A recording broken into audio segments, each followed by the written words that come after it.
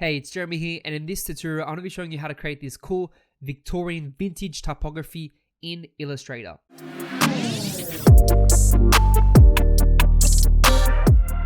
I've always loved going to the QVB, which is the Queen Victoria building here in Sydney. As you can see here, some of these pictures on Google. It's a really lovely place. It's got an old vibe to it, amazing architecture, amazing design, and it's got all these unique type of layouts in the actual building. So I thought I'd use the inspiration from this and create something from that. So I'm in Illustrator here, and the guys at Heritage Typeco have given me a pack which is really cool. So they've given me an affiliate link which you guys can check out in the description. It's actually 70% off, and you do get an extra 10% off with my code, which is really cool. So definitely check that out if you want to have all the elements that I'm using in this design. So first up, we're going to create this, and I'm going to start off with the font. So I'm going to go over here, and in this pack you get a whole bunch of fonts. You also get elements as well. So you can see I'm using these frames here, and they've got these single elements, which is really cool, like ribbons and different type of floral type of designs, and even a crown, which is really cool. So you can use all that, and they've got heaps of fonts. I love this one called Old Alfie Regular. So I've already typed it out, Sydney, right here. I'm going to go to type in the top left corner and click on create outlines. Right, so now these are all shapes. Then I'm going to go to object, path, and go to offset path. And what we want to do with this, we want to sort of make sure that it's thick enough where we can have sort of this inline effect. So I'm going to bump it up, maybe 15 is fine, and press OK. And then I'm going to make sure that I'm going to plus these together, so you can see the shapes are not connected. So I'm just going to go to my Pathfinder and click the first one, which is the Unite mode, right? So from there, what I'm going to do is I'm going to double click on this group. So you can see this is a group. I'll double click on it, and I'll select the back, and I'll just bring it to the background. So I'll make it gold, and then click object, arrange, and then send backward or center back. And this should bring it behind all those letters right there, which is really cool. Obviously this is not going to be gold, but I'm going to make it black in a second. I just need it so I can see these inner shapes here. So I'm going to hold shift and left click and select the inner shapes. Let me just move this over the other way. And once I've done that, I'm going to make them white. So I'll click on the swatch panel, and then I'll make the background just a black color. So now we've sort of got this inlined effect, which is super awesome. And one thing you can do to clean up the background, if you want, you can actually fill in these little spaces. So if I just select this shape, press Shift M for the shape builder tool, and you should be able to plus all that together. So it gets rid of sort of the spaces there. And you should have that. And you can see obviously the spaces there, but it's looking good. Awesome, beautiful. So what we're going to do, we're going to add another offset path inside the white. So once again, I'm going to hold shift, select all these shapes. This time I'm going to press Control G to group them. So now it's one group. I'm going to use my shortcut and use the offset path again. But this time we want to sort of go minus. So I'm going to go minus, and I'm trying to look for the thickness. I don't want it too thick, but I want to make sure that it's viewable. So I'll go -7 and press OK. And then for this one, we're going to make it black, but press Shift X to flip the fill to make it a stroke. And I'll go to the top left and bump the stroke up to around maybe 2 or 3. Maybe 3 looks nice thickness. And that's looking really cool. If you zoom in, you'll notice sometimes this font, because it's very intricate, it's got like weird anchor points. So you would have to like go through, click the anchor points, and like join them together. Even here as well. So you can see this one is having an issue. So like I'll delete that, press the pen tool, and like join that up. It doesn't have to be exact, but I can also hold Alt as well if I want to like do the curve. So just here to fix it up, just to make sure it's looking a lot better. But everything else should be fine. You can see here it's a bit off as well. Just press Control J or Command J to do the join effect, and it will join that. Beautiful. So now we want to make a pattern. So I'm going to press P for the pen tool, left click and left click once to get a line. I'll bump the line up to about maybe 4 points, as you can see here. Then I'm going to hold Alt and Shift and left click and drag it down like that. And then you press Control or Command D to duplicate. So now you can see I've got these lines. So what I'm going to do, I'm just going to group them together by pressing Control G. Select the group, object, go down to pattern, and then click make. And then what we want to do, you can see you'll get this box pop up. You can leave it on grid, that's fine.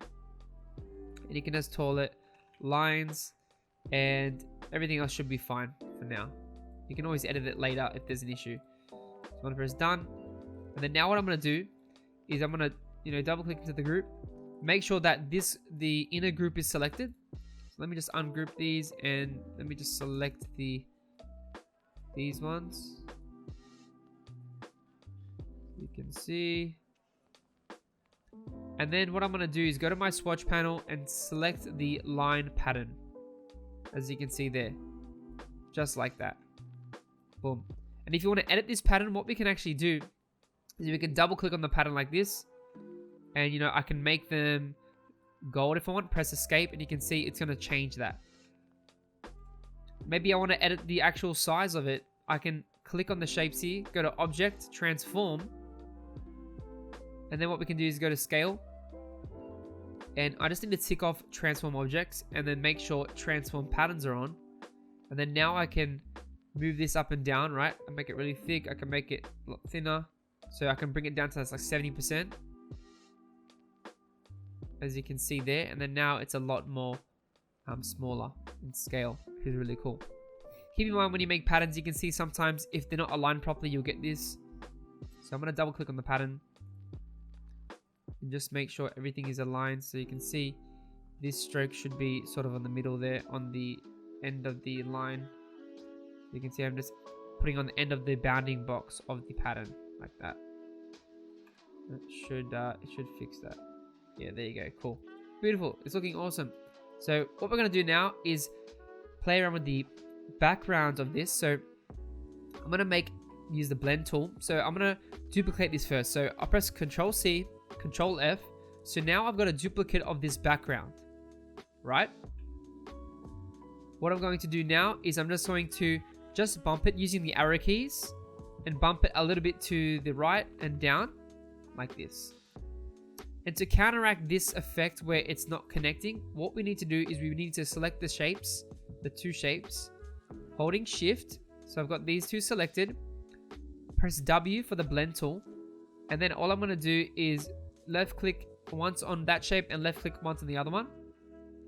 And then press Alt or Option and left click to bring up the blend options.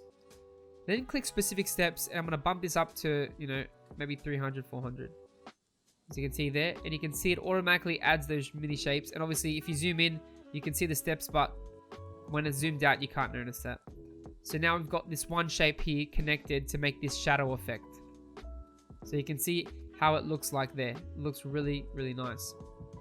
Beautiful. So we've got our type. Now we're going to start to add some of these like other little elements here. So I'm going to go to the single elements that they have. And I'm going to add this crown because I thought it was cool. I'll press Control C in Illustrator and then Control V to paste it. I like how it fits into this Sydney space. So you can see, always try and put elements within spaces. So you've got a space here, you've got space like here, you've got like a space here as well. So try and fit elements within those spaces. So I'm going to put the crown here, like this.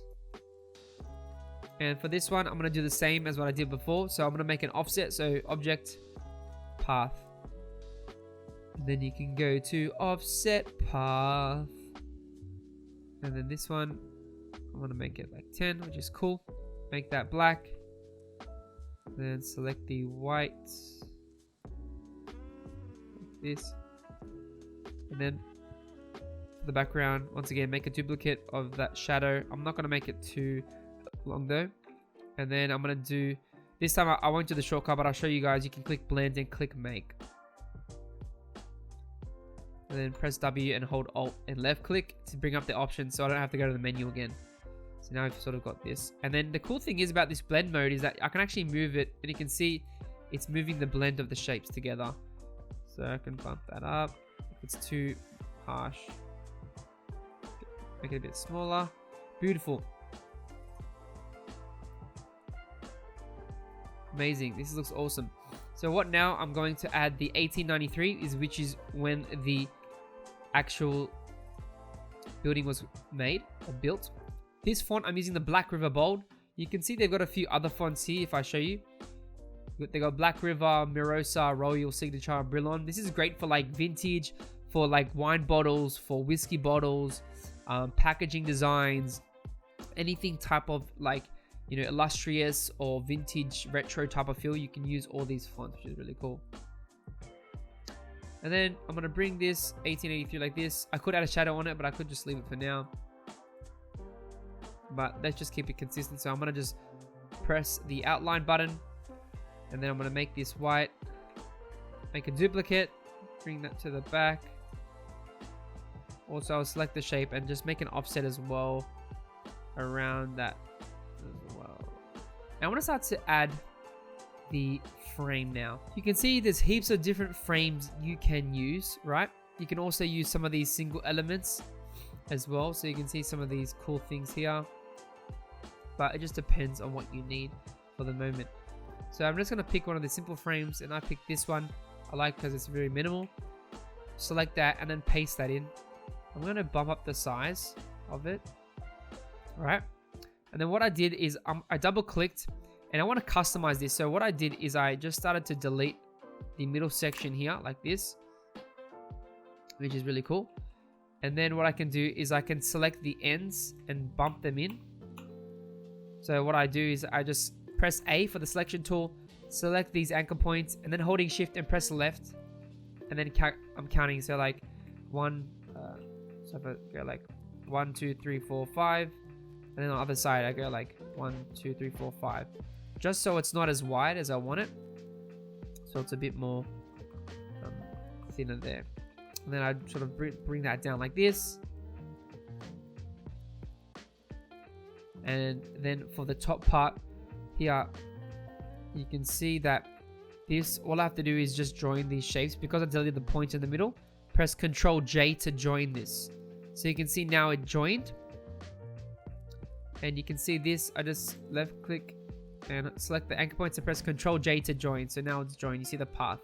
Hopefully you guys can see that, which is cool. I'm gonna make this black as well. Just delete that part. It's okay to delete things and customize, and obviously this is a quick way, but you can always, you know, play around, guys. And then maybe I wanna add this text here or something, like Queen Victoria.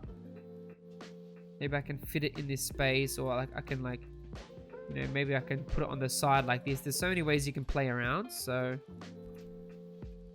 and I'm not gonna have the all caps. The fonts look different. You can see if I change the case to uppercase, you can see it's different. If I change it to lowercase, it's different. So that's why these fonts are pretty good. They're well designed, very minimal and clean. So once again, I'm gonna have to just bring these in like this to fit.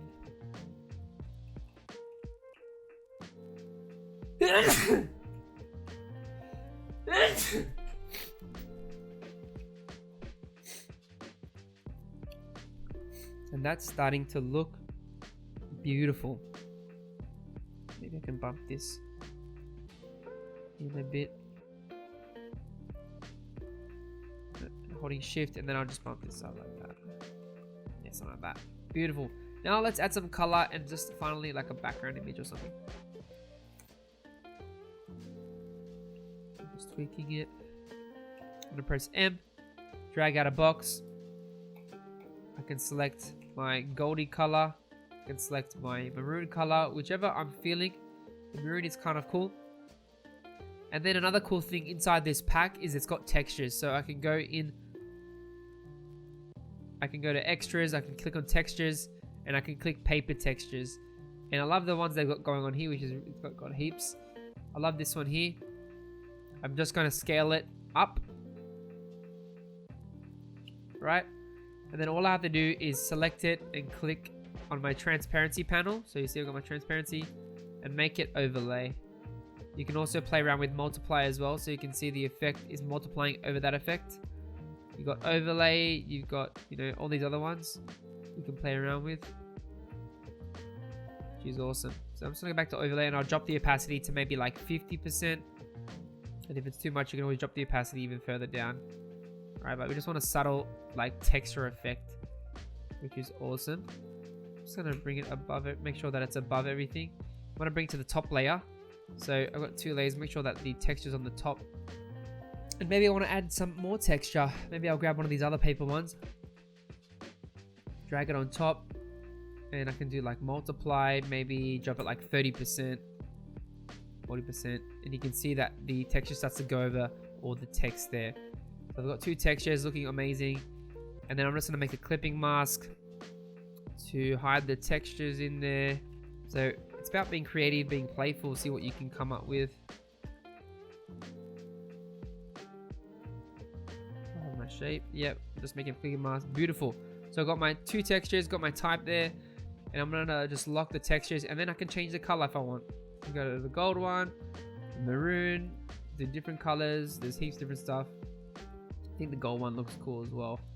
But that's how we do it, guys. That's how you create a cool type of design with the Queen Victoria building, and this is for Sydney. I'm from Australia. Hope you guys enjoyed this tutorial. Let me know in the comments below if this was cool, if you learned something, and remember to hit that like button and subscribe for more design content every week. I hope you have a great day. See you in the next video.